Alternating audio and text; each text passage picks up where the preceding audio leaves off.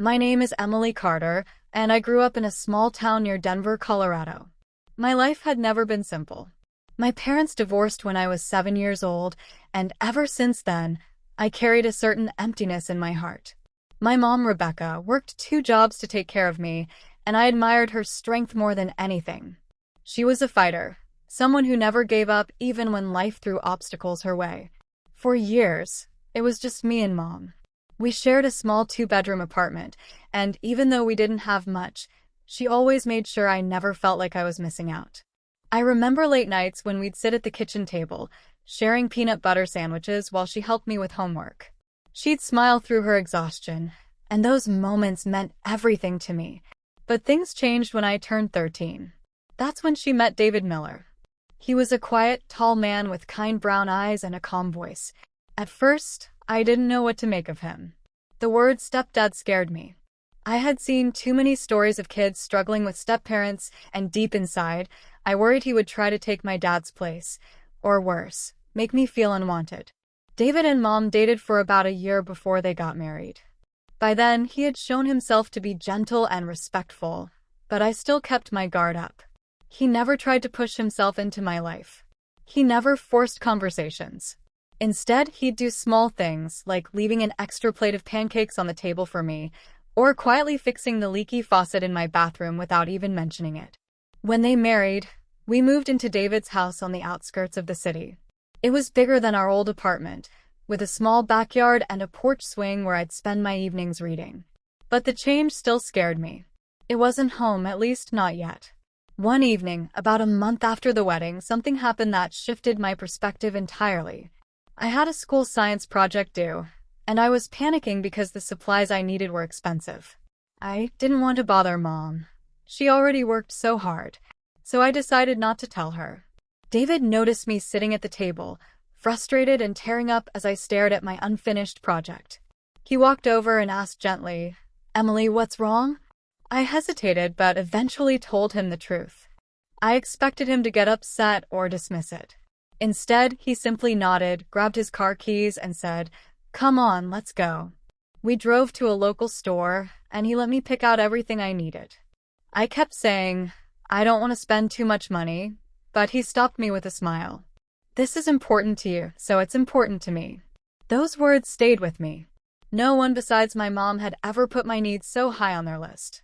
That night, we stayed up late building the project together. He patiently explained how certain materials worked, shared stories of his own childhood experiments, and laughed with me when we made mistakes. When I finally completed it, I couldn't stop smiling. For the first time, I realized he wasn't trying to replace my dad. He was just trying to be there for me. Weeks turned into months, and little by little, David became a steady presence in my life. When I tried out for the school choir, he was in the front row cheering louder than anyone. When I got my first B in math and cried about it, he sat down and helped me study until my grades improved. He wasn't perfect. Sometimes he'd burn dinner or forget to take out the trash, but he was always there, always willing to try. The real test of our bond came one winter. A blizzard had hit Denver, and the roads were dangerous. My mom was stuck at work, unable to come home. I had a fever, and David rushed around the house trying to take care of me. He made me soup, kept cold towels on my forehead, and even stayed up the entire night just to make sure my fever didn't get worse. At one point, I woke up and saw him sitting in the chair beside my bed, half asleep but still watching me. It wasn't grand or dramatic. It was quiet, genuine care. That's when I realized I loved him. Not in the way you love a biological parent, but in the way you love someone who chooses to be there, someone who doesn't have to stay but does anyway. Years passed. By the time I graduated high school, I introduced him to my friends as my dad. The word "step" slowly disappeared, not because he demanded it, but because he earned it. He was there for every milestone. My first car, my first heartbreak, my college acceptance letter. But the most unforgettable moment came on the day of my graduation. As I stood on stage in my cap and gown, I spotted Mom and David in the crowd.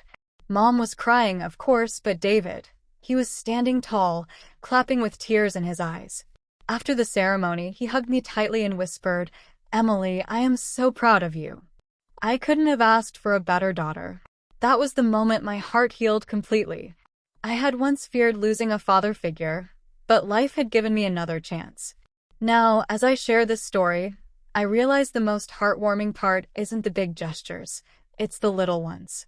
It's the late-night study sessions, the snow days spent drinking hot chocolate, the countless rides to school, the way he always made sure my bike tires were full before I left for practice. David didn't just marry my mom. He chose me too. And that choice made all the difference.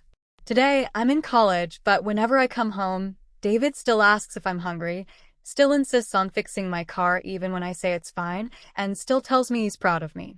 I couldn't believe what my stepdad did, because he turned what could have been a distant relationship into one of the strongest bonds of my life. Family isn't always about blood. Sometimes, it's about love, commitment, and the quiet sacrifices someone makes for you every single day. And for that, I'll always be grateful.